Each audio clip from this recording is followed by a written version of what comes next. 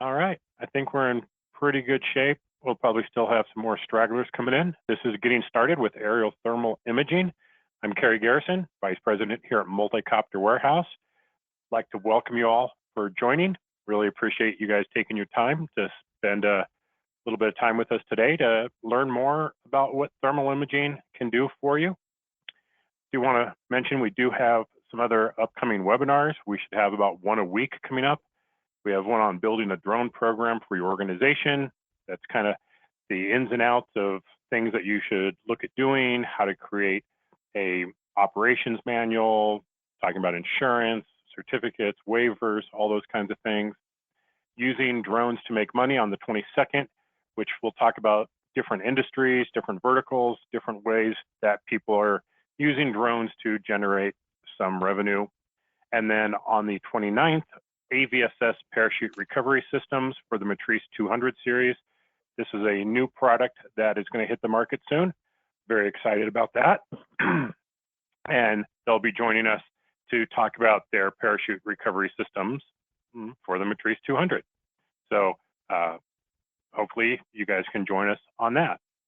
So I just want to take a little kind of introduction here to talk about some of the ways people are using aerial thermal imaging today, and then I'll hand it over to Randall, and he can talk about, really more in depth on how thermal works and a lot of other really cool pieces of information there.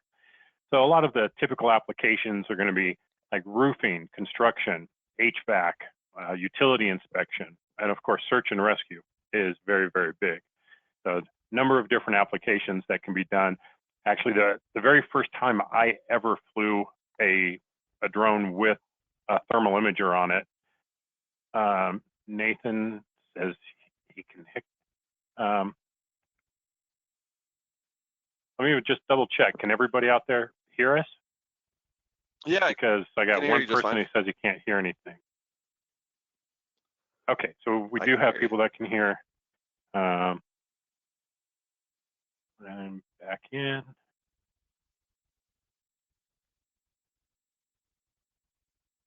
Okay, I'll send them a message to try dialing back in here. Okay, good. Everyone else is saying they can hear us. All right. So I was saying the first time I ever flew a drone with the DJI Zenmuse XT on it, I went up and flew over a Walmart. And it was interesting to look at all their different HVAC systems they had up there.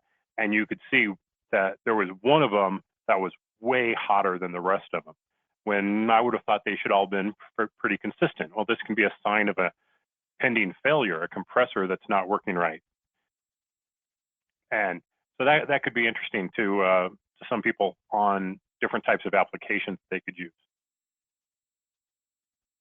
When it comes to things like residential roofing, you can see thermal leakage, checking the insulation, see if there's enough insulation there, if you're getting leakage from different parts of the house. A lot of people are using this during a remodeling phase or different applications. Obviously, you can think of the different ways that you would use leak assess or heat leakage. You can see damage if there's water underneath that would cause a cool spot. Construction progress, you can see what's going on during a construction, making sure that things are kind of in the right place so you're not getting any issues with any thermal problems. With commercial roofing, you can see water damage, drainage. This was actually the shot from that Walmart, but I don't have it set so you could see the one that was running way hotter than the rest of them. Utility inspection is a biggie for power lines, wind farms. Solar panels is a biggie, and we'll talk more about how solar panel inspection can use thermal. For substations, looking at insulators, transformers, and when Randall comes on, we'll talk about kind of like the difference between radiometric and non-radiometric and why that can be important in different applications. Like with a utility transformer, I can maybe tell that it's hot, but if I need to do a report for an engineer, that will say, this is how hot it is, so they can determine whether it's in spec or not. That can be one reason why you would go with a radiometric over a non-radiometric camera. So being able to see where there's buildup of heat often can show where there's problems or higher resistance, which could be caused by debris, corrosion, other types of things that can cause a heat buildup that can indicate a type of problem that's going to happen on a power line. With thermal inspection, you can look, obviously, we showed the one with insulation, water, drainage that's being used in agriculture, although that's starting to shift more towards like hyperspectral type of cameras. But there are some applications in agriculture where thermal can do a good job, like looking at how water is draining, whether irrigation is working properly, and see how the water is flowing in a field. That can always be a good use in the agricultural market for thermal inspection. Solar panels, that's a biggie. And a lot of people didn't even know early on that you could do a solar panel inspection with a thermal camera. And it's very efficient to do this because you can see what cells and which panels are having problems based on how much heat energy, light energy that they're absorbing or not. And it's very easy to troubleshoot problems with solar panels using a thermal camera. And kind of the last one that is extremely near and dear to me is search and rescue.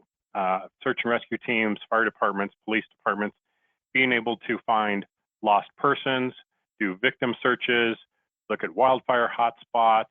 And there are some departments that use outsourced services to bring in people who have that equipment. But with products like the Mavic 2 Enterprise Dual, we're definitely seeing a lot more agencies bring this all in-house to be able to have this instant ability to go out and try and find people. And we've seen tons and tons of success from our customers that are using even the Mavic 2 Enterprise Dual to be able to find lost persons or victims or suspects for that matter. So that's kind of my kind of brief overview of the different places I see thermal applications being used today. And for our more in-depth with getting started with aerial thermal imaging, again, I have Randall Warnas from FLiR with us today. Welcome, Randall. How are you doing today? I'm doing well, Kerry. How are you doing? Excellent. Excellent. Can you hear me? Are you ready for me to pass the baton over to you? Yes, please. All righty. Okay. I am making sure that you guys see the right one. Hold on one second. You guys are seeing my wrong screen. Where the hell is this thing? There we go. Display and swap. I apologize, guys. Okay, you should be seeing my screen, yeah? There we go.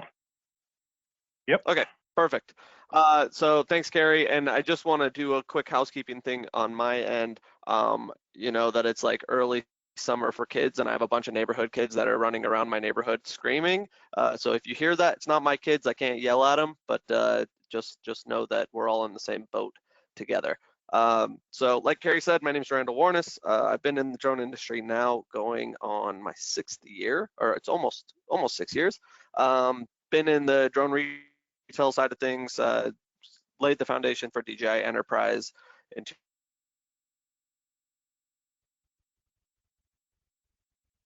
2015, starting with the ZenMuse XT release of that product. So working with FLiR for a few years while I was at DJI. I moved over to FLiR about a little over 3 years ago, and now run their global SUAS business. Can you hear me okay, Kerry? I'm just making sure that everything's okay on the technical side. Yeah, there was one little break up there, but it's not bad. Okay. All right, we'll power through technology and see what happens. I think that since they slowed down Netflix, they might be starting to slow down GoToWebinar and all sorts of other streaming services. And maybe I'm joking or maybe I'm not. But anyways, there's my email if you do have follow-up questions. But let's just jump straight into the content. So when it comes to thermal imaging, the biggest difference that you would basically assess from cameras that you're used to is thermal imaging has nothing to do with seeing visible light, but what it's actually doing is looking at radiated energy off of every physical object around you. So whether the object is reflecting radiated energy, meaning that there's some other source of the radiation that's being projected onto it, like the sun or body temperature, and then it's just reflecting or passing on that radiated energy, or if it's creating its own radiated energy, like your skin. So if you look at a body, you're going to see that energy and it's coming from within, or if it's being absorbed, and the sun on a roof, for instance, the roof shingles are absorbing energy as it's reflecting energy. And so we can basically have these cameras look towards that energy and measure it. But when you measure it, you could also change that or translate that into a visible image that we can understand. So when you're using thermal imaging, you're able to do things like see in complete darkness. Again, this doesn't require any visible light at all. It's different than night vision, which is just enhancing the available light. This is truly a no light technology. You're able to see through obscurance like smoke and fog, really useful for fire departments, search and rescue, things like that.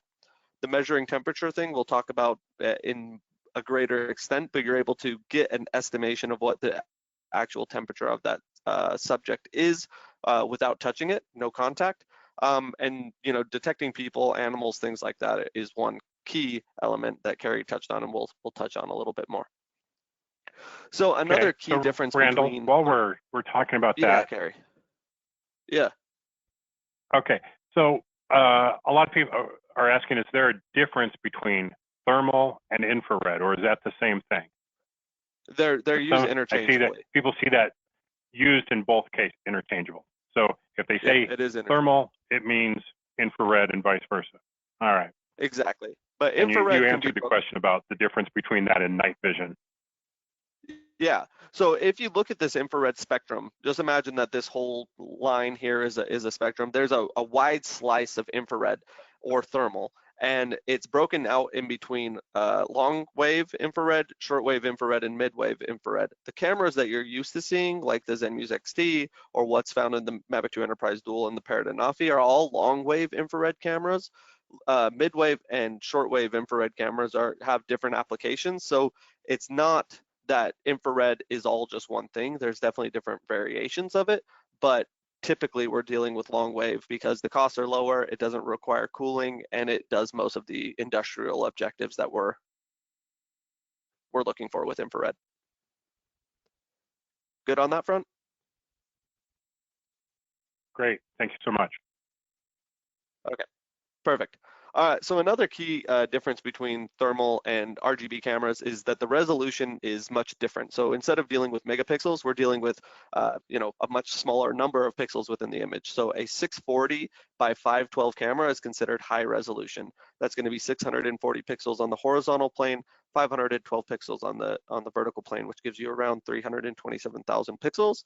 The Mavic 2 Enterprise Dual is a 160 by 120 camera, which gives you about 10,000 pixels. So we're dealing with a much narrower pixel count, which you have to keep in mind when you're thinking about measuring temperature and locating subjects. So here is a picture side by side of a Mavic 2 Enterprise Dual and a Zenmuse XT2.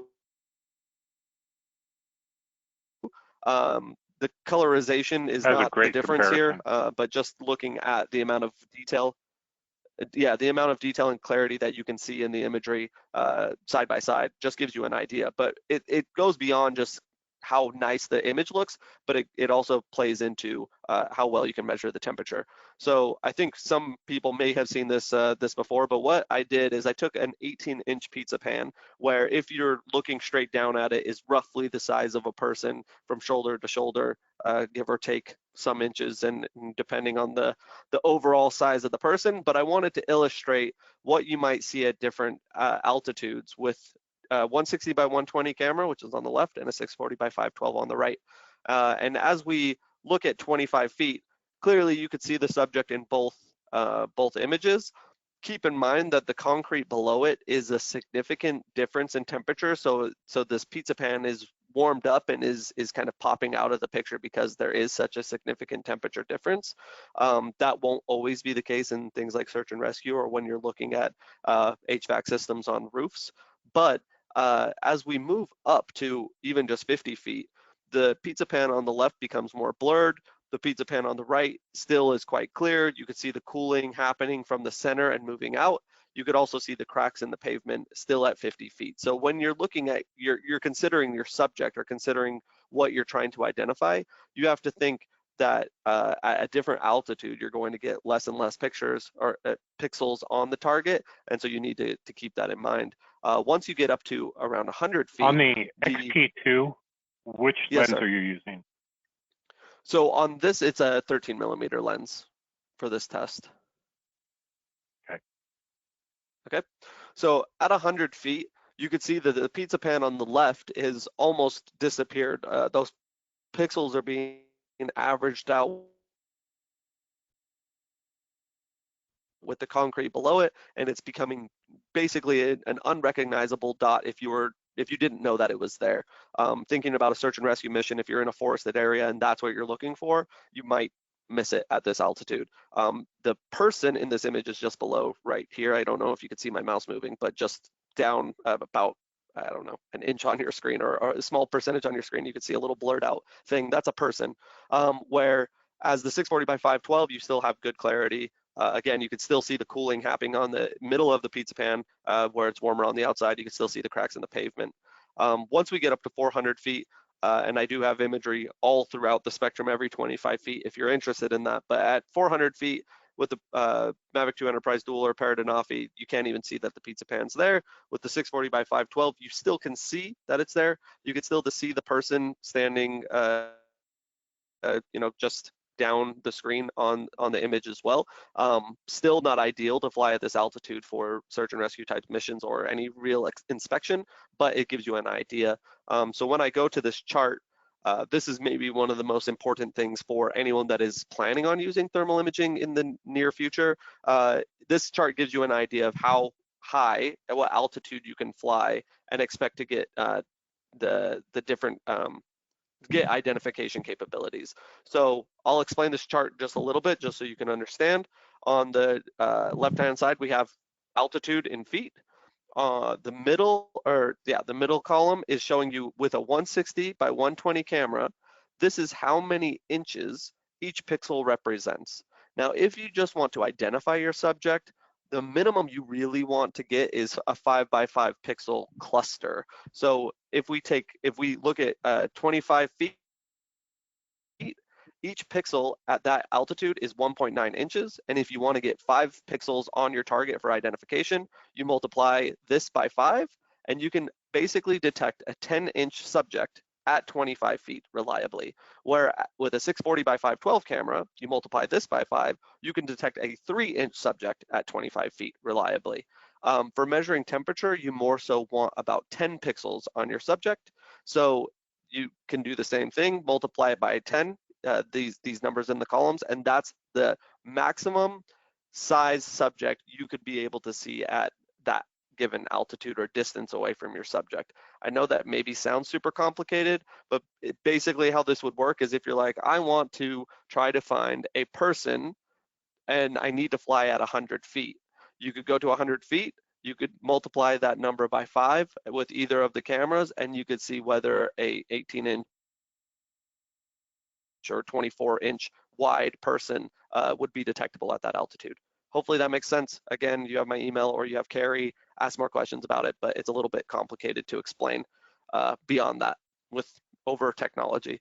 Field of view, Carrie mentioned earlier, what lens size did we have on that Zenmuse XT? So there are a variety, and the reason is because sometimes you need to have a greater standoff distance, either fly higher over trees or things like that, or to inspect things like utility poles where there's electromagnetic interference and you need to be a distance away from those power lines. So this gives you an idea of what the different field of views actually do. So when you're looking at a 9mm camera, you have a wide field of view, which means that you're seeing more area at that altitude from left to right, right? But you also get less detail of the subject that you're looking at. So there's going to be fewer pixels on that subject because you have that wide field of view. As you go up in number of focal length, so 13mm to 19mm, you're narrowing the field of view like you're looking through a a telescope or you're looking through a soda straw, and you're getting more of those available pixels on your subject, which gives you greater detail, but you're seeing less at a given time. So when you're doing things like search and rescue and you have to cover this large area of land or property, you're going to be sacrificing the detail or surety that you're finding your subject because you're having less pixels by seeing more area at a given time. Now, one thing I always say is if you have a narrow field of view camera, like a 19mm camera, you could always fly higher. That will adjust for getting less pixels on your subject, but also give you that wider field of view. Where when you have a 9mm camera, you really can only fly closer, and at some point there is a maximum closeness that you can get. So I would always err on the side of a Randall, higher number of focal length, like a 19mm, rather than a lower one. Yes, sir. I know from our experience here, but from yours, which would you say is the most popular between the? I know that's not the 9. It's got to be between the 13 and the 19. I always kind of say if you're doing like search and rescue missions, the 13 is a good choice, but if you're doing inspection work, the 19 is usually a better choice. But I'd like to hear your take on that. 100%. So I think that when you need to get close to something and see things that are small details, like a broken solar panel, a cell is about 6 inches. So a 19mm camera is going to give you an advantage. However, if you need to cover a large area of space, so let's say it's a Walmart roof, if you need to take images of the entire roof, it's going to be a much longer flight with a 19mm than it would a 13mm. So you just need to weigh out whether you're seeing your subject adequately with that field of view. Generally, I would say a 19mm over a 13mm in just if you didn't know, but you're correct. In a search and rescue thing, I would maybe suggest 13mm unless you have extremely high trees and foliage that you're going to be.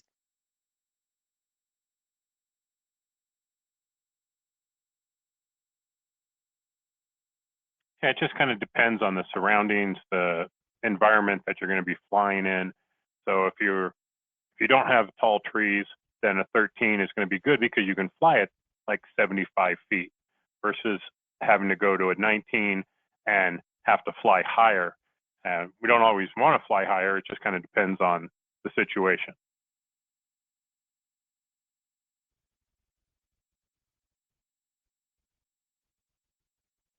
Oops, looks like we have a small issue, little technical issue here. We'll see if it's like Randall has an audio problem. We'll kind of wait for him to jump back in. Questions, I'll try and get to a couple of questions here from, while I'm waiting for Randall to try and rejoin us. What will the new Autel Evo 2 dual compare to?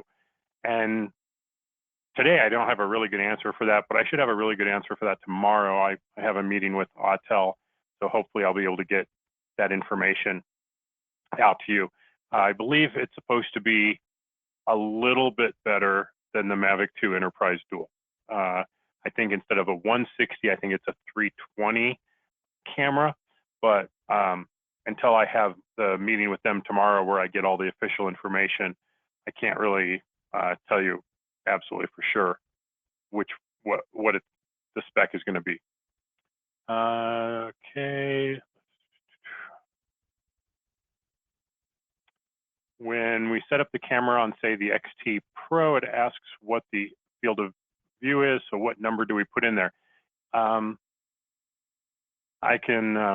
put in a link here, send that to all, to the page that from DJI that shows the different field of view options for the cameras there. Hopefully that will give you the answer. If not, we'll definitely get the answer for you here pretty soon. Okay, to clarify the difference between infrared and thermal. I asked that question of Randall, and the answer is they are the same. There's no difference between infrared and thermal. Those words are used completely interchangeably. So no issue Carrie, they're the same thing. can you guys hear me now? Yep. Are you back with us? Jeez Louise, my whole computer froze froze on me. So let me let me kick it back off. And now that's all right. I'm just going through and answering some questions here. Okay, cool. Sorry about that, guys. Let me just pull it back up. That's all right. Autel is supposed to be a 14 millimeter 640 non-radiometric. Okay, so that could be a pretty good camera. We'll kind of have to wait and see how they implement it, but hopefully it'll be a decent machine. With the low resolution of the Mavic Dual, what is the intended use case for this model? Well, that's a great question. I mean, we have a ton of law enforcement, fire departments, and search and rescue teams that use the Mavic 2 Enterprise Dual in search and rescue missions, because it's often better to have something in the air very quickly than to have to wait for the heavy guns to come out and get a big bird up in the air. And it works. I have videos from different organizations across the country where they've sent me videos where they were chasing a suspect or trying to find a lost person, and they were very effective with that with the Mavic 2 Enterprise Dual.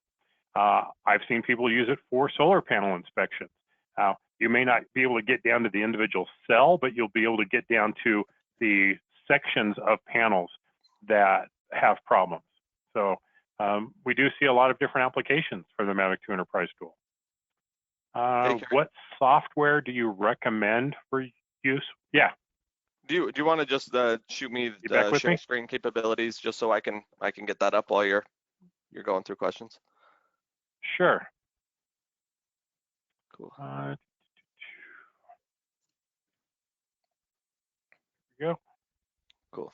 Appreciate that. Apologize for whatever happened. Okay. Okay.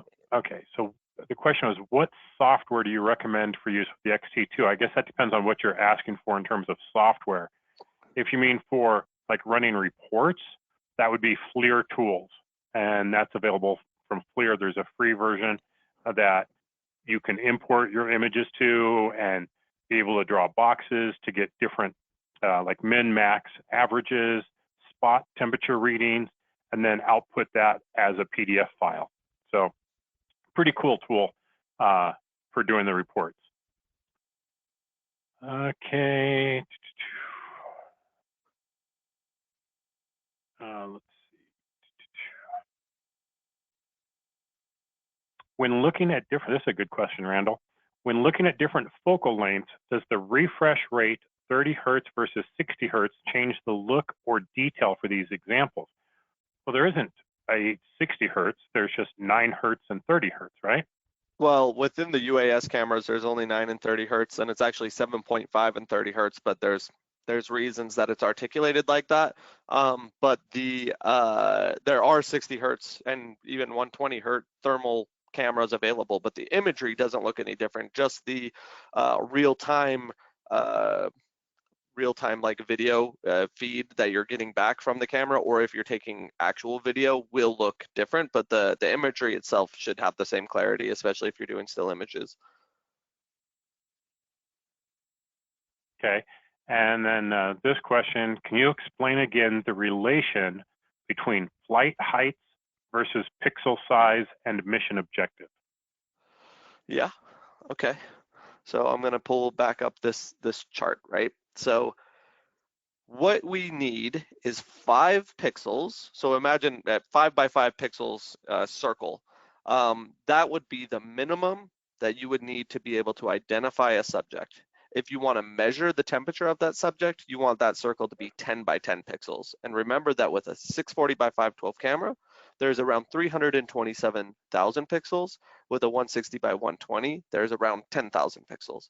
So the need in the 160 by 120 to get 100 pixels or a 10 by 10 space out of that 10,000 pixels to just be able to measure that temperature is kind of like the rule of thumb. So what we're looking at here is what's called ground sampling distance. So you take that 5 by 5 pixels, and each number here is inches. Each pixel represents at a different altitude. So at 200 feet, with a 640 by 512 camera, each pixel on the ground represents 4.5 inches. So if you put a ruler, 4.5 inches would cover 1 pixel. Now, if you need 5 pixels to identify that subject, that subject could be up to 22.5 pixels wide. So maybe you'd be able to see a cat at 200 feet with a 640 by 512, but with a 160 by 120, it's 14.9 inches on the ground for each pixel. You multiply that by 5, you're looking at what is that, like 75 inches. So a 75-inch subject would be like a desk or maybe like half of a car. So you really need to know at what altitude you'd be able to see the subject that you're after with the camera that you have access to. Hopefully that gives better clarity with me speaking about it a little slower, but again, it's just super difficult to do without being interactive. Okay, so let's break it down to a simple example. You know, Go for it. At what height with these two different cameras would you be able to recognize that it's a human versus a rock? Okay, so I mean, if the human and the rock are the same size, then it's maybe a little more difficult. You'd have to rely that's on what I'm getting temperature at. and shape. But let's imagine that that person is 18 inches. Then we would basically plug it back into this thing. So we'd say 18 divided by 5 is around, let's call it 3, just to maybe, yeah, we'll call it 4. Then we look here, and to see a person reliably, you'd be able to do so between 50 and 75 feet with a 160 by 120, but to see a person reliably with a 640 by 512, you'd be able to do that at around 175 feet. Perfect. Okay, let's jam through this because there's still a ton to cover, and yeah, so we'll keep going. I think I got through focal or field of view. You did mention the qualitative and quantitative thing, which is, do I need a radiometric camera or not? What a radiometric camera allows you to do is store the temperature data for every pixel within that image, so you can use it in post-processing, like using FLiR tools or FLiR Thermal Studio. So if your mission requires you to measure the temperature, meaning that if your subject being 5 degrees warmer or 20 degrees colder than what it's supposed to be matters, then you would use a radiometric camera. You want to store that temperature data. Whereas if you just need to see that there is a temperature difference, meaning I just need to locate a person, I just need to locate hotspots of a fire, I just need to locate some wildlife, then you do not need a radiometric camera, because you don't care whether that thing is 70 degrees, 75 degrees, 85 degrees, 102 degrees, it doesn't matter. You just want to see that there is a subject there. And so then you would be doing more of a qualitative mission, which does not require a radiometric camera. Now, when you look at the names of most of the UAS cameras, you could determine whether they're radiometric or not. So the Zenmuse XT-R are radiometric, the Duo Pro R radiometric, View Pro R is radiometric. All of the Zenmuse XT2s are also radiometric cameras. The Mavic 2 Enterprise Dual, although it gives you a real-time temperature reading, does not allow you to save that temperature data. So it is not a radiometric camera, and it is for qualitative missions only. You can do some real-time hotspot seeing in things like solar panels, but you wouldn't be able to do any of the post-processing necessary to give reports that are required by asset owners. So just keep this in mind as well when you're using your cameras, that it fine-tuning the data using a quantitative radiometric camera is going to be necessary in most of those use cases that do require absolute temperature measurement. So another, the way I've kind of always go ahead. Got it. Okay.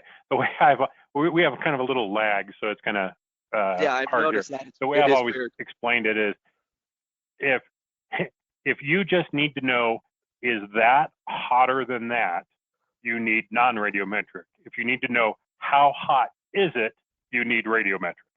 Exactly.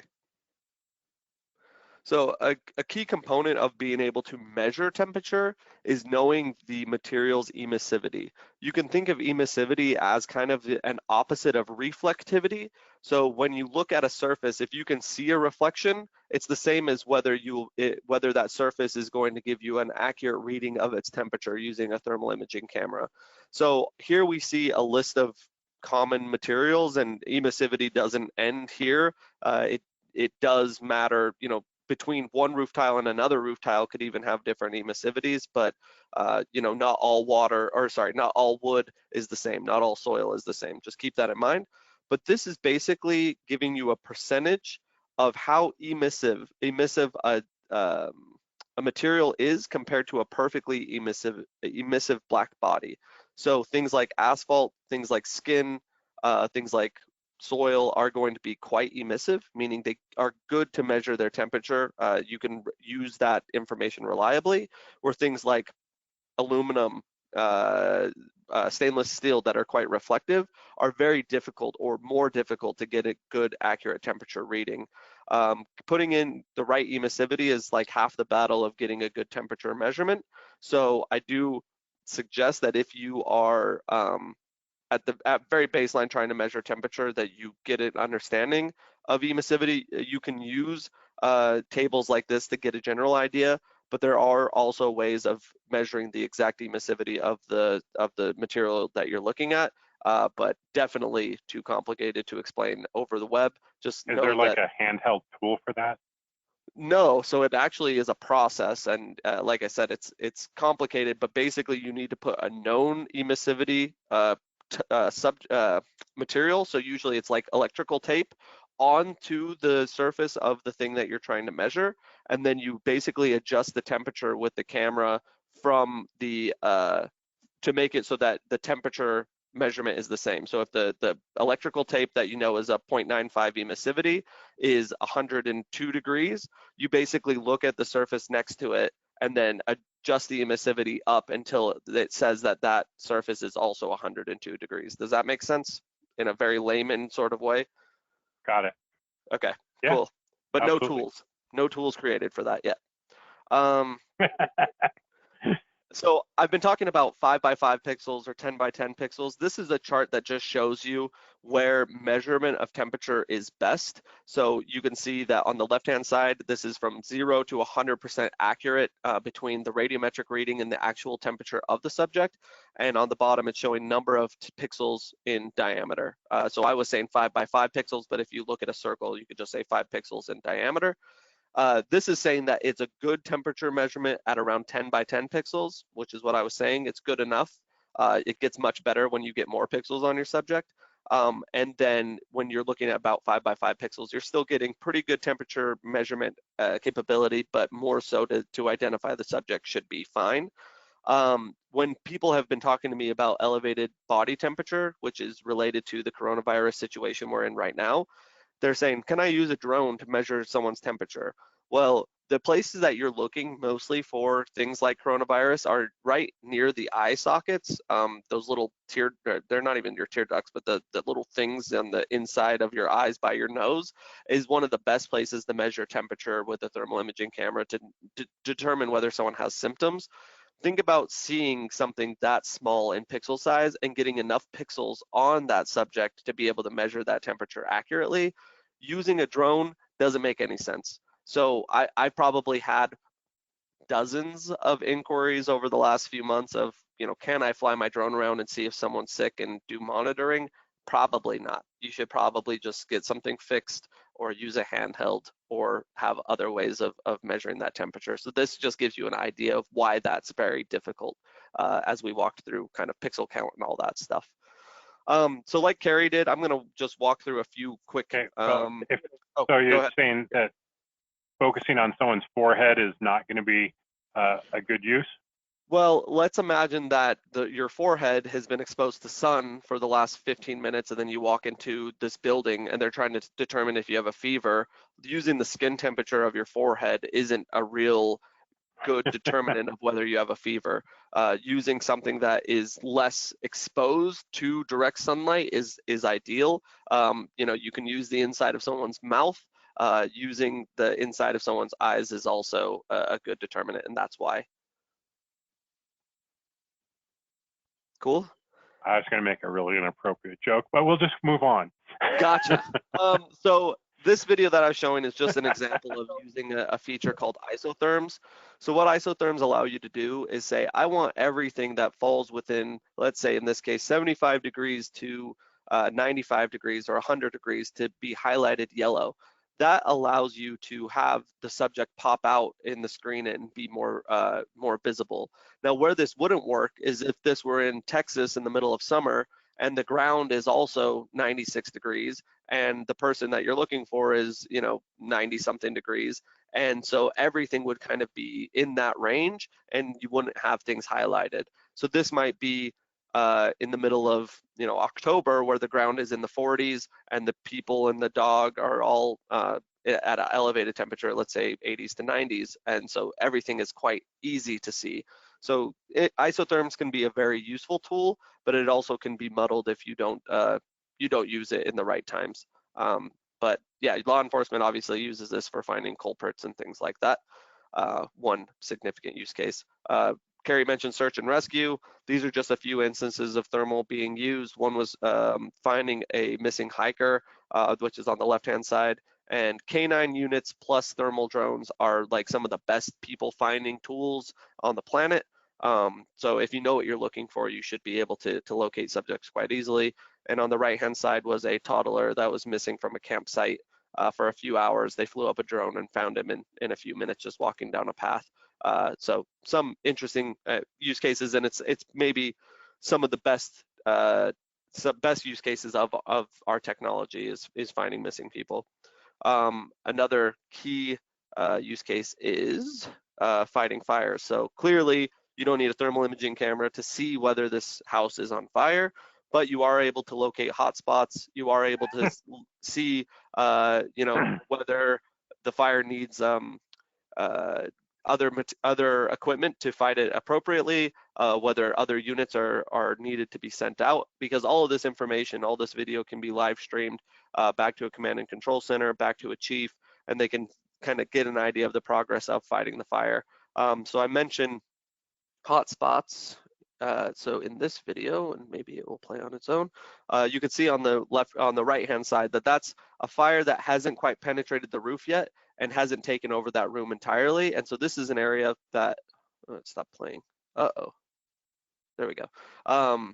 This is an area where they can fight that fire initially and save a lot of property in that room because the fire hasn't spread there yet, but the rest of the roof is quite hot.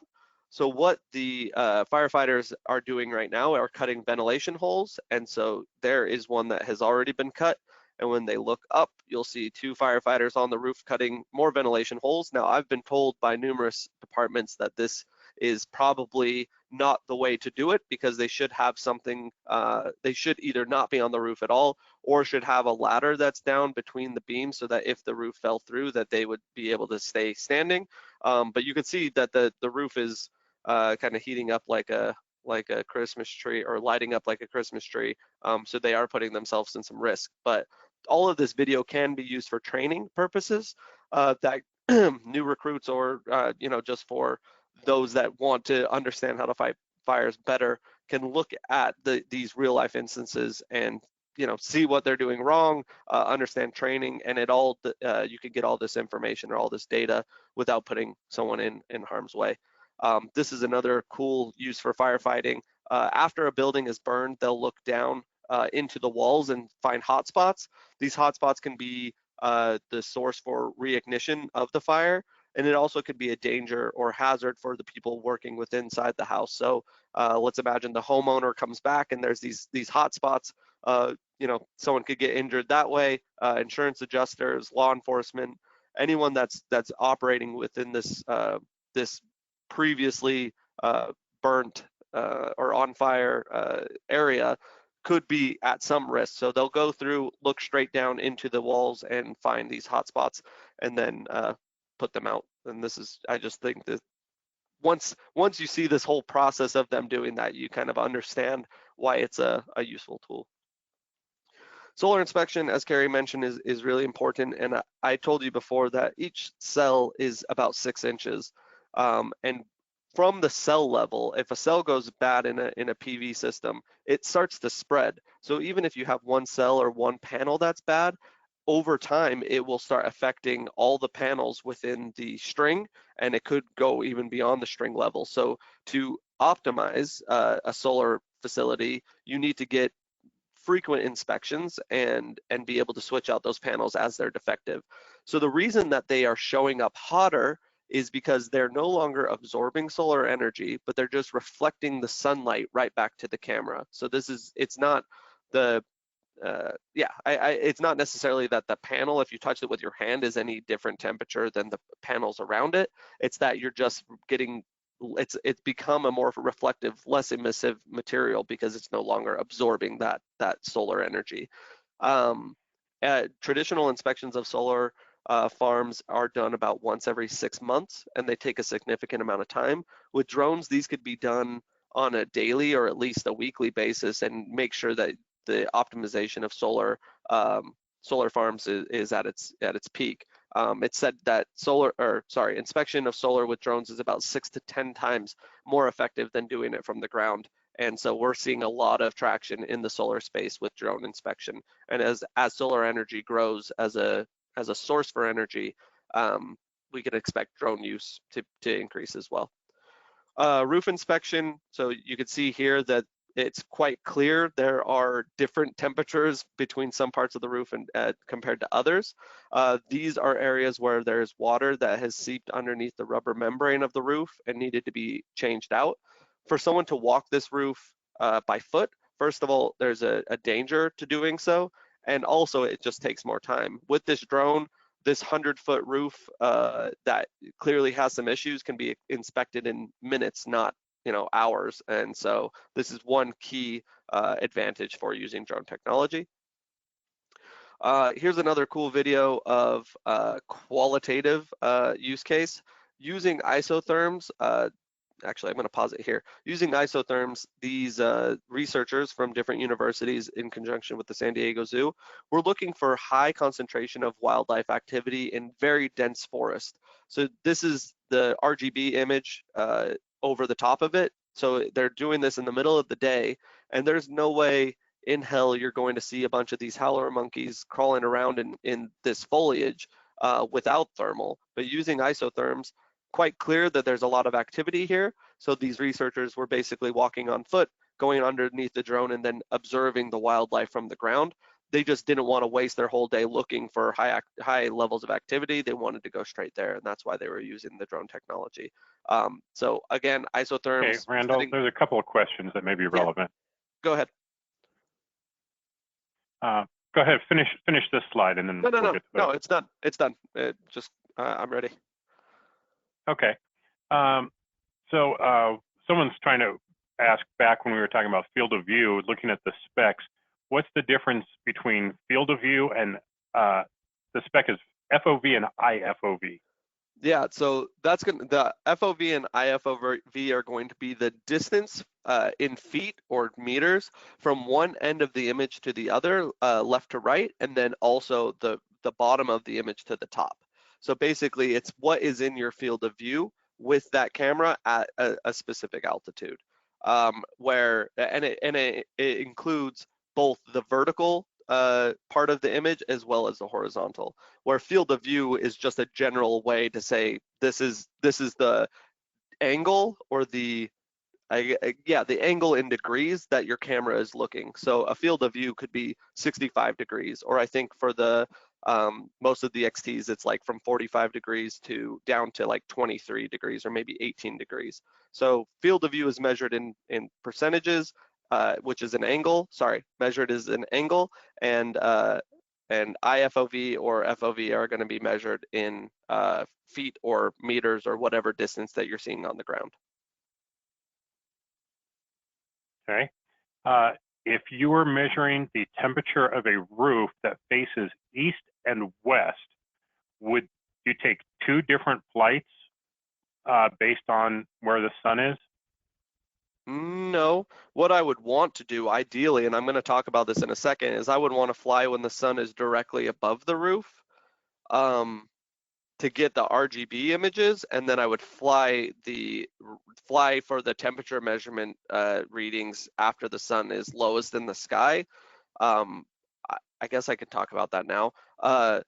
When you are doing roof inspection or anything that includes retaining moisture, water has what is called the highest solar load of most any material that is commonly found on the planet.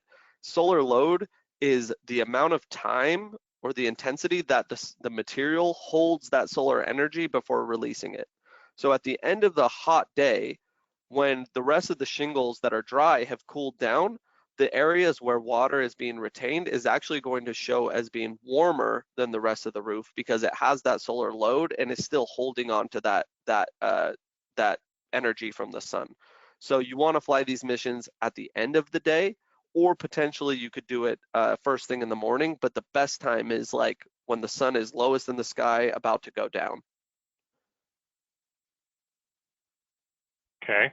And then a couple of questions on the solar panels. How much does the sun reflection affect the reading? So it shouldn't affect it at all. When you're flying at a certain angle, and I think that angle is like close to 40 degrees, so you're not looking straight down on the panels, but you're also not looking perpendicularly, you're not going to see the sun's reflection. You're just going to see basically the functioning panel temperatures. Where you'll have reflection is when you have bad panels that are not absorbing the solar energy, or if you're looking at an exact, parallel angle to the panel, so it's just basically bouncing that sunlight right back to the camera. Okay. This question on the solar panel one, which cells are hot? The white ones? Well, I think you already explained that. Yeah. They're actually not hotter than the other. They're going to be about the same.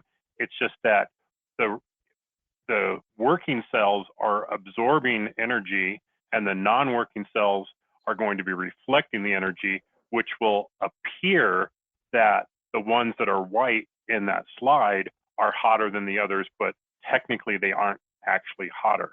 Correct, because the emissivity has changed. So in theory, yeah, this is using white hot on the left. So the white area is a junction box, which is actually behind the panels that has gone out. So it's no longer taking in that energy. It's like a clog in a pipe. So because the energy can't get through that clog, it's just basically no longer absorbing it and it's reflecting more sunlight. Therefore, the hot spot is the white area, but and would appear to be when you do the temperature measurement. The truth is that just the emissivity changed. When you look at the string on the right-hand side, that yellower bright area is the hot spot. And in this case, it's an entire area that has been affected.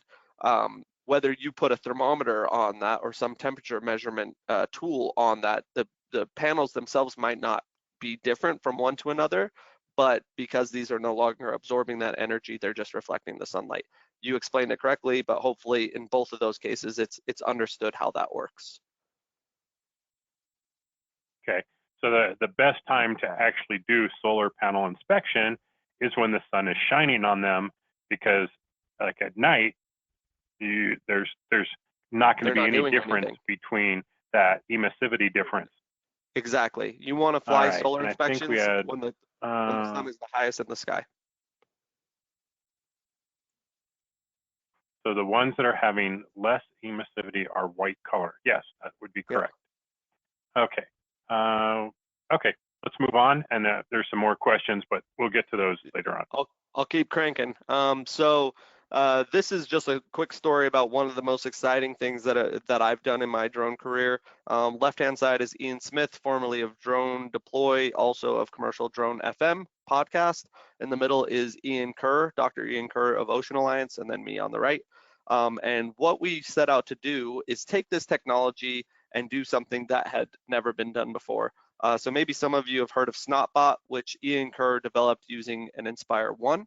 He put a Petri dish on the top of an Inspire and flies through plumes of whale snot, catches it onto that Petri dish and does studies based off of that data to collect whale snot otherwise was pretty difficult, because manned aircraft scared whales away, and you couldn't really get that close. So this was like really innovative. And I just got off the phone with Ian 2 days ago. We were talking about another use case measuring methane, which I won't get too into, but that's the plan. But what we wanted to do here is take the first temperature measurement of a whale living and breathing in the wild. So what we did is use radiometric cameras, flew above the whales, and when they would come up to take a breath, they open up their blowholes, and we would take radiometric images of that. So this was, I don't know, one of the cooler experiences of my life. And if you haven't listened to this podcast, go to Commercial Drone FM and look at I think it's like Too Hot to Snot or something like that. But it's honestly it was something that had never been done in the world, and we did it with drone technology. This is what a final result looks like. So we basically found out what the emissivity of a whale's blowhole would be by measuring the emissivity of a mouth inside of someone's mouth, actually. In the year and a half they've been doing this, they've determined that they can pretty accurately determine gender of the whale, whether the whale is pregnant or not, just by looking at the temperature of the whale's blowhole. It's the same as human beings. When your temperature is off, that could mean that something is off in your system, and it shows to be that it's similar with whales. One thing that Ian said recently is that we're looking at a whale when it's either when it's inhaling, but the temperature would be very different when it's exhaling, but it's harder to measure that. So we're going to go back out and try to find different ways to measure both the inhalation and the exhalation. But just one really cool use case that shows that if your mind takes you to a place where you're like, I wonder if this is possible, sometimes it leads to scientific breakthrough. Agriculture and ranching, agriculture is not the best use case for thermal, but in this case, we have a high growth corn, or this is actually a wheat field in Kansas. And you could see where water is being retained in the soil and where it's not, and basically can go and find if there's drought stress, or if there's a broken sprinkler or irrigation is bad, just by taking images like this. Walking through these fields mid-season when they're quite high growth is nearly impossible. So using drone technology has its advantages. Same with stock counting. These are cows that are maybe, I don't know, quarter mile away, but you can look at this image and count your cattle without stressing them out and get an idea of if there's any that are have strayed away. Cameras pay for themselves when you're able to find, high value animals that have moved away from the flock. And then the last instance on this is a pig farm where these pigs were eating about these hogs were eating about $10,000 worth of peanuts a day. And just using drone technology, using black hot, which is what the color palette they're using in this case, they could find where the break is in the fence that the hogs were getting through, go and fix the fence, or maybe go hunting if it came to that. But basically this farmer's crop was getting decimated by these hogs. Using drone technology, they were able to rectify that. And then the last use case that I'll talk about today is anti-poaching. This is a use case where it wasn't on a drone. This is actually a ViewPro on a Cessna, but they were flying over this heavily forested area in either Costa Rica or Panama, and they were looking for poacher fires. That these poachers were hunting jaguars illegally, and so they would fly over this big area, look for these hot spots, and then send law enforcement in or advocacy groups to stop the illegal poaching. So this kind of ranged use cases from very typical, like solar inspection and public safety, to a little more abnormal, but really it just takes somebody to have an idea, figure out whether it will work with emissivity requirements. Can you get enough pixels on your subject? What kind of data do you need, whether qualitative or quantitative, and then just going out and doing it. So last best practices I'll share, and then we could go through the rest of the questions. First thing that you're going to want to do when you're using thermal imaging is avoid motion blur, especially if you're doing like mapping missions. But if you want good imagery, you don't want to fly any faster than 12 to 15 miles an hour. That is if you are taking images. If you're just looking for a person or doing scans of areas, fly faster. But if you want an image that is going to be able to be put in FLiR tools or Thermal Studio and be adjusted, If it's blurry, it's not going to give you a good result. You can't go back and change that in post. So when you're taking images, make sure that you're not flying too fast. You could always increase your altitude. If you're still going to get enough pixels on target, that will reduce motion blur, or having a wider field of view will reduce motion blur. The next thing is, if you're doing mapping missions, you do want 80% overlap and 80% side lap. That ends up being a ton of images and a ton of data. Sometimes, rather than doing a map or an orthomosaic, you might just look at individual images, which allows you to do only 20% side lap rather than 80%. So you don't need as many passes over an area. It just makes the mission time and the flight time much quicker. And then the last thing, we talked about time of day. And the kind of concept is, you want to fly when the delta T, or the temperature difference between my subject and the surrounding area, is the greatest. So for instance, the pizza pan on the cold concrete, if that concrete was hot because it was in the middle of the day, it's a bad time to look for that hot pizza pan because there's less delta T. Rather, if that hot pizza pan is thrown into a snowbank, that's probably the best time to measure it, is because there's a huge amount of difference between the heat of the pizza pan and the heat of the snowbank. So when you're doing solar inspection, noon, or when the sun is the highest and the solar panels are working the hardest, that's the best time to do it. Where it's opposite when you're looking at roof inspection, because you want to look for that moisture. Basically, your use case is going to determine what time you want to fly. But again, just keeping in mind, when the seepage from the soil of the dam that you're trying to inspect is the greatest temperature difference from the normal dry soil, that's when you want to do those flights. And hopefully that's clear enough, even though I've been talking a ton and I don't think I'm doing you guys any favors at this point. The last thing I wanted to touch on is gas detection. We do have a product called the Move C360.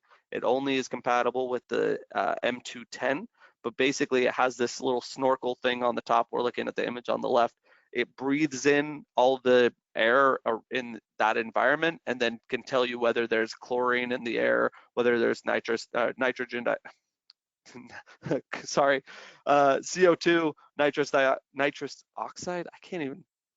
Nitrous oxide, or nitrous dioxide, sulfane, methane, other things that might be in the air. And then we also have optical gas imaging capabilities, which allows you to measure methane, or actually see methane coming out of smokestacks. And you can see that kind of concept on the right. So these are areas where FLiR is traditionally known as an infrared company, but we also have other core competencies inside that allow you to do different things than just doing long wave infrared inspections. So just keep that in mind. And if you have questions on more of that stuff, I can go deeper into it. And that's it. There's my email if you do have follow-up questions. So the question is on that. Yeah. On that last one is, can you actually see a fart? You can see a fart for sure, 100%. All right. Well, there you go. I'm not gonna say who asked it, but it was probably Josh Gilson. He's the only person on the planet that would ask that question. Am I right? Yes or no? Okay. No comment. No comment. Okay. Fair enough. With that methane detection stuff, that's what I was talking about. I lost track of my question. With Dr. Ian Kerr, we're talking about whether whales fart or whether whales have methane within their breath, and we're going to go out during Exponential this year in Boston and go try to find out those things. Very cool. Very cool. Yeah. Okay, so here's a good one. With many different materials going into the composition of a commercial roof, wouldn't a non-radiometric camera be better?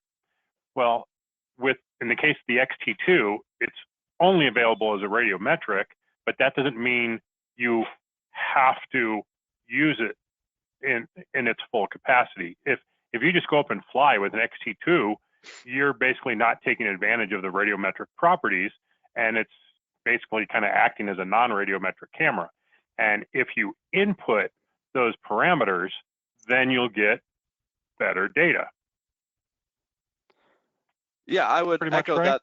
that you're able to tune the image in post with a radiometric camera. So sure, if you're just flying over a roof, even if you didn't put in any emissivity, you're going to see areas that are maybe different in temperature, and it could be that there is a problem.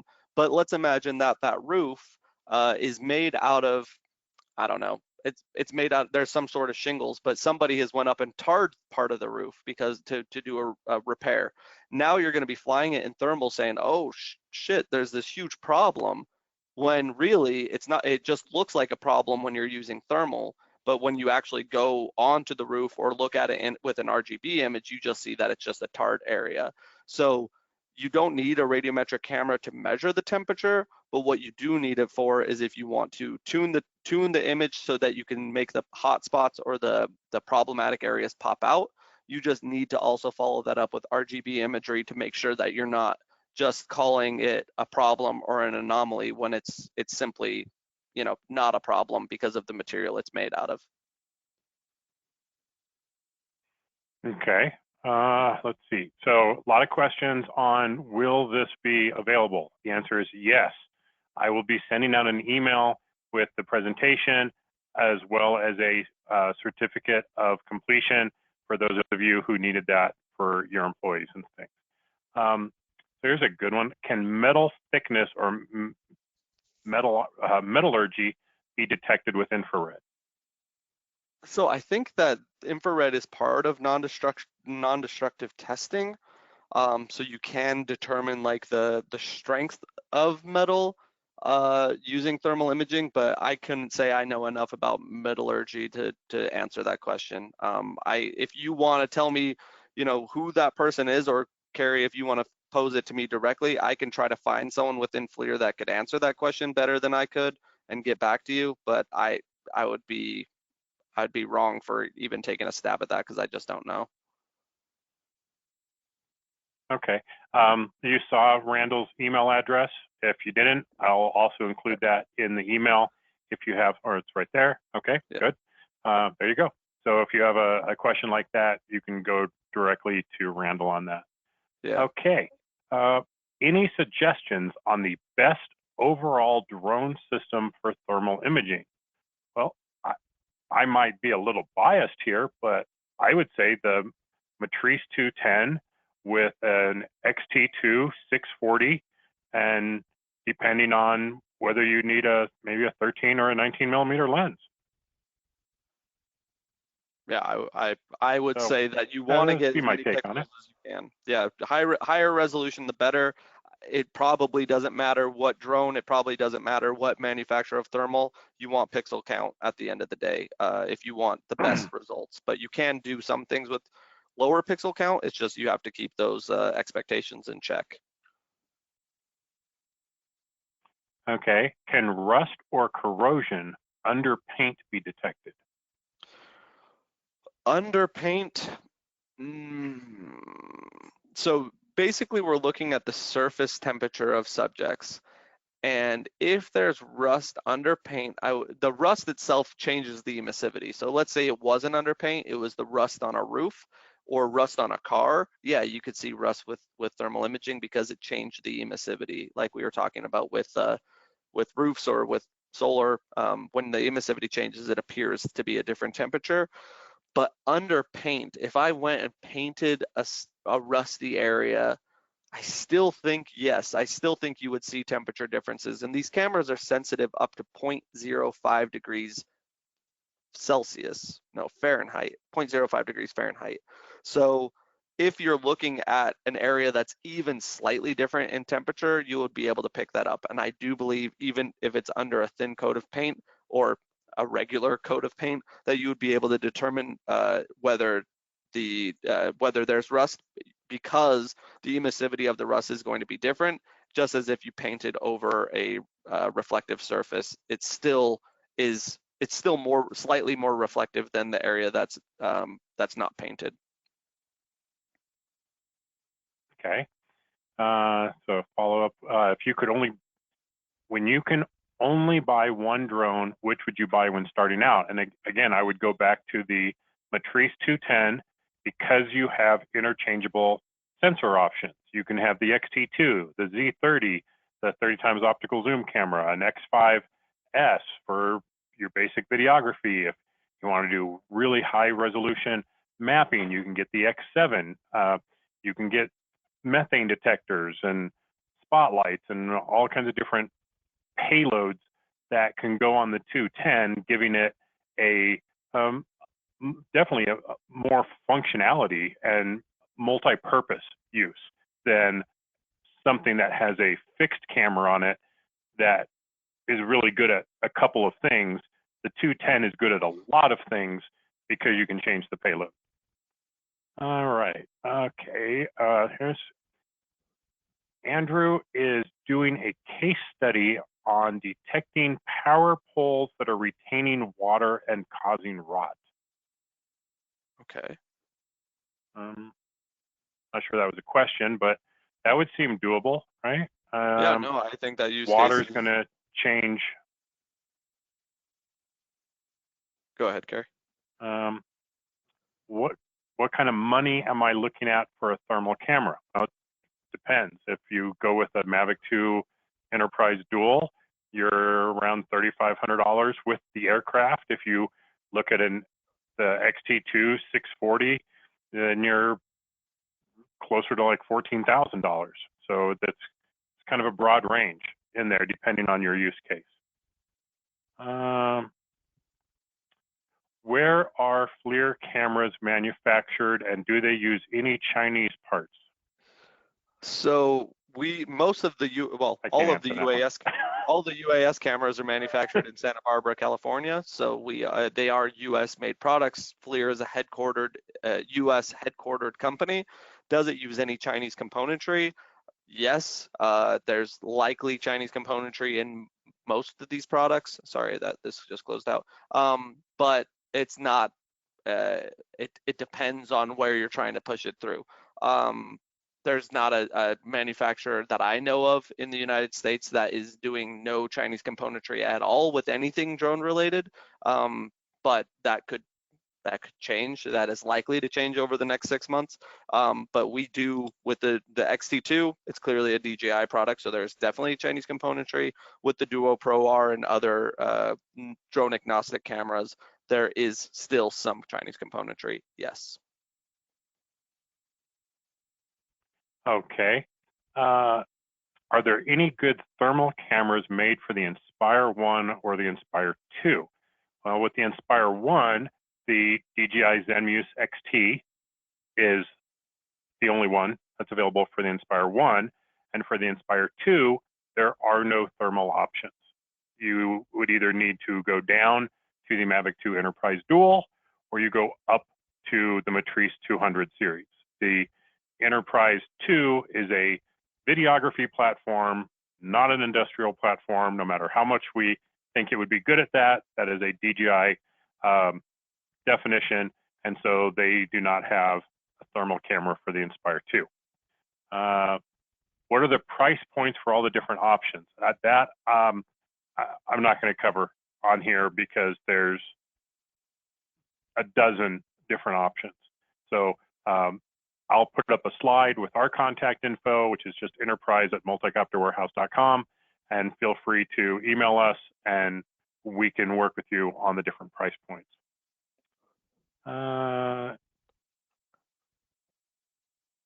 Someone says his opinion of the best would be an M600 with a FLiR Duo Pro R 13mm, so that Pix4D can utilize it if necessary, but he may be a little biased.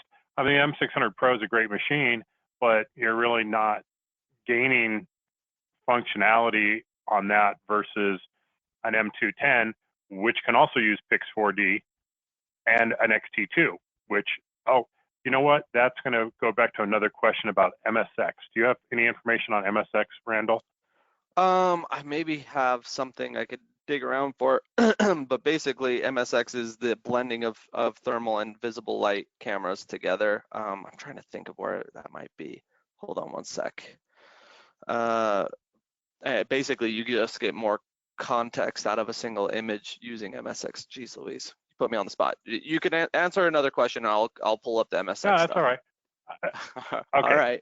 So while he's trying to pull up some information on it, they're on cameras like the XT2 and the Mavic 2 Enterprise Dual. Kind of the whole wording there, dual, indicates that it is a hybrid camera that has both a regular RGB or daylight camera and a thermal camera. And the MSX technology allows a blending of those two images, I guess would be the best way to put it. And you can actually adjust it for you want more of the thermal to show or you want more of the visible to show. And what this gives you is more apparent detail in the image, because you can get basically an outline of the subject because of the visible camera information laid on top of the thermal. So a good example is you're flying up to a truck that's on fire, and you need to see the sign on the side of it that says, you know, what the chemical type stuff is inside that truck. With just a thermal camera, you'll just see the sign, because you'll just see the kind of a blob there because you don't see the detail. But with the MSX, here we go. This is a great example, and it was exactly what I was talking about. Without the MSX, you only see the container, but with the MSX, you get that visible camera overlay, giving you that information that you might not otherwise get with just a thermal camera. So that can be hugely valuable for a lot of different applications. So one of the other questions related to MSX was, what are, besides search and rescue, what are other applications for MSX? And I think this is one of those that demonstrates that very clearly. Yeah, hazardous materials, getting license plate numbers, getting addresses when you're reporting to a fire scene, are all important, and you don't necessarily want to have two sets of data. If you want to just have a single image where you're able to get situational awareness as well as that kind of data, MSX is when you would use that. Okay. Yes, back to the Inspire 2. There are people who rigged up cameras on there. I've even done it where I've strapped on another payload, but it's just not integrated into the system. So yes, I have actually made a bracket that plugs into the back where the SSD card is, that holds a thermal camera underneath it, but then you need another transmitter, battery setup, and things to transmit that data. So just talking in terms of integration, DJI hasn't done anything. The Mavic Dual is only 120 pixels, correct? Yes, that is correct.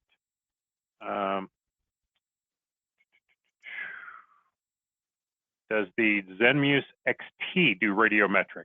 Well, there were two. There was the XT, which was non-radiometric, and the XTR, which was radiometric. So there actually was two different models in the XT line for radiometric or non-radiometric. Is FLiR 1 MSX? That I don't know. The FLiR 1 does have MSX. It's a visible and thermal camera, so you do have that capability, yes.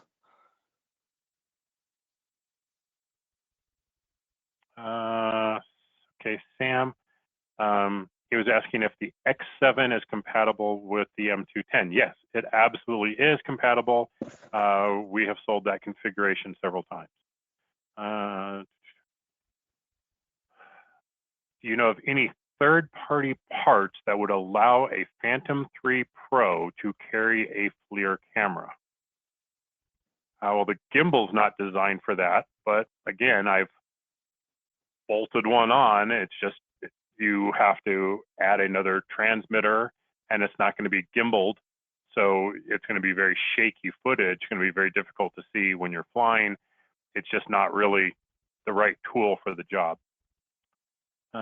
If you're just getting started with this thermal use case for drone operating, where is a good place to start other than this webinar?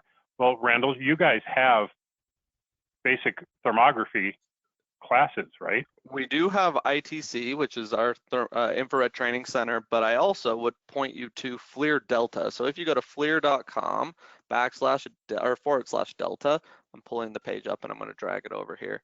Hold on.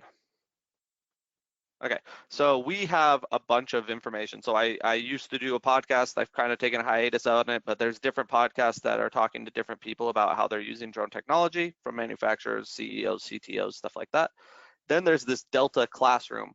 Dave Lee is a 20-year level 3 thermographer. He does teach our SUAS ITC courses as well as just regular ITC courses. And if you just go through these short videos, you're going to get a ton of information from an expert, true expert on aerial thermal imaging. And then we also have videos. So we have a 5-part video on the best practices for solar inspection. We also have a webinar that we did with a roof inspection expert. So if you just come to FLiR.com, this shows /SUAS/Delta, but if you just put in /Delta, it will show up. There's a ton of content. You could spend the entire quarantine. You're not implying that there's somebody who knows more than you. Oh, there's a billion people that know more than me, Carrie. I know the business. I will say I know the business better than anyone on the planet. But as far as the technology, there are a shit ton of people that know more than me. Okay. I just had to throw that out there because I love you, bro. I appreciate that. Yeah. What is the difference between IMX and MSX? I don't even know what IMX is, so I couldn't answer that. We haven't discussed it, so I'm not really sure what that is. Yeah, I'm gonna pull a Google. Is there a radiometric? Is there a radiometric MSX camera? Yes, the XT2. So the DJI Zenmuse XT2 is MSX and is a radiometric camera. Correct. So yes, the XT, which works for the Inspire 1, works with the Inspire 1 Pro. They're the exact same aircraft. The only difference was the motors.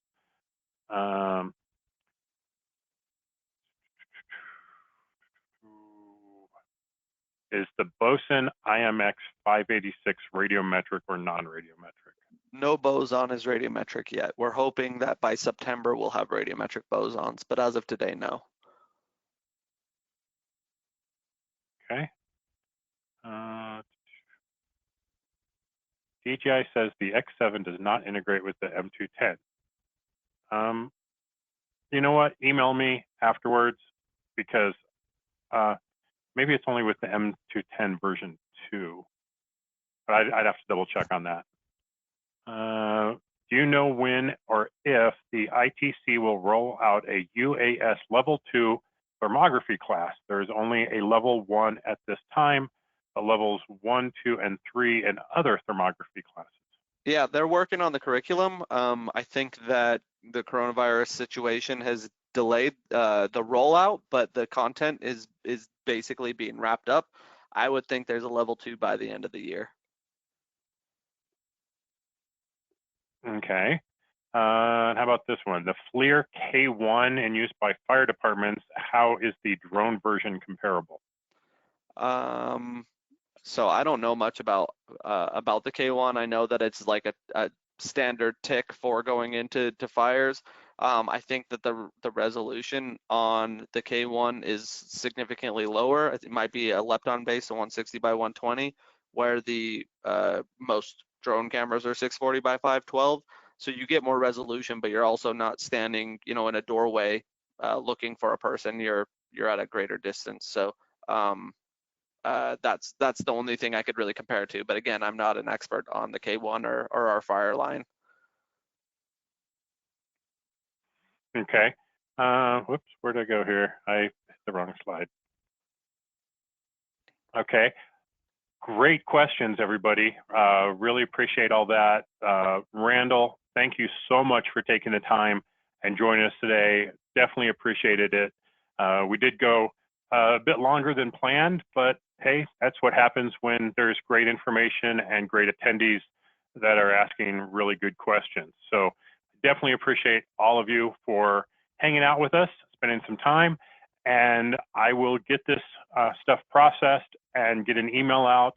If if you don't see it today, it will be first thing in the morning, but no later than first thing tomorrow morning, you'll have this in an email with all of our contact info, the recording of the webinar, and the certificate of completion.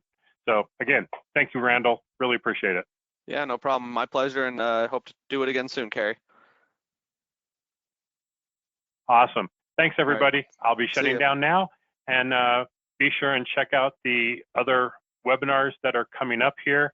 The building a drone program for your organization, using drones to make money, and the AVS parachute recovery systems for the Matrice 200.